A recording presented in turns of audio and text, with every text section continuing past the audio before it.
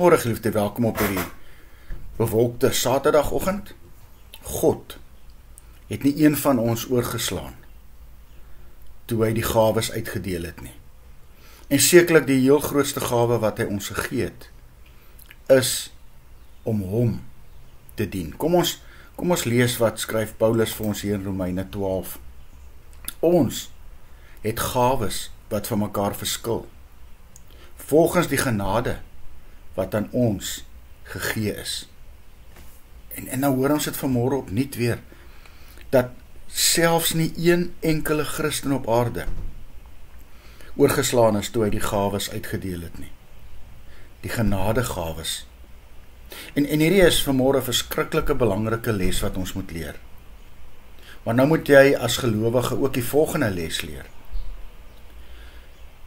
Dat dit nie net in die algemeen waar is nie, maar dat dit heel spesifiek van jou vanmôre ook waar is.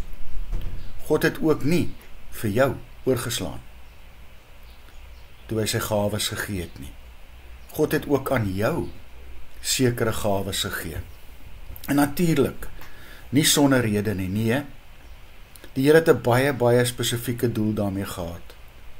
Sy bedoeling was dat jy daarmee die gemeente waarin hy jou geplaas het, moet dien. Maar wat gebeur? Daar is soveel mense wat net dit sien as 'n kans om hulle self te dien, om dit tot hulle eie voordeel aan te wend, om 'n loopbaan daaruit te bou, om geld daarmee te maak. En eintlik is ons heel laaste gedagte dat ons God en sy gemeente daarmee moet dien. Kom ons dink weer 'n slag oor die heel spesifieke gawes wat die Here vir jou gegee het. Gaan sit en word stil en dink. En dan vra jy jouself, wat het jy daarmee gemaak? En op watter manier is jy op hierdie oomblik besig om hom daarmee te dien?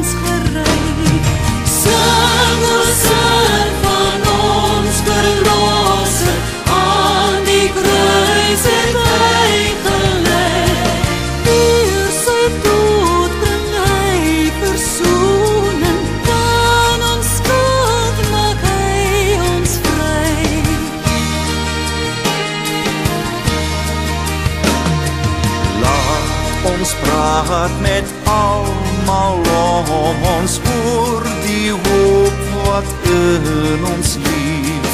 Jesus Christus het in liefde al ons sonde ons vergeef.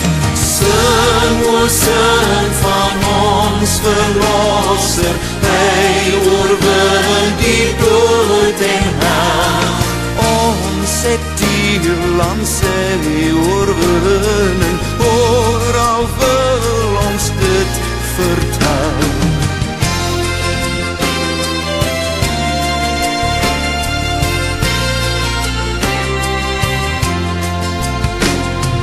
Laat ons sing oor hom wat terugkeer aan die einde van die tyd. Bruidegom die bruid verwag, altyd tot die lof bereid.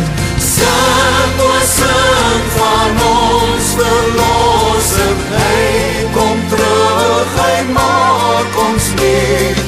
Hy die heerser oor die wêreld, seun van God, hoor ons lied. Hy die heerser oor die wêreld,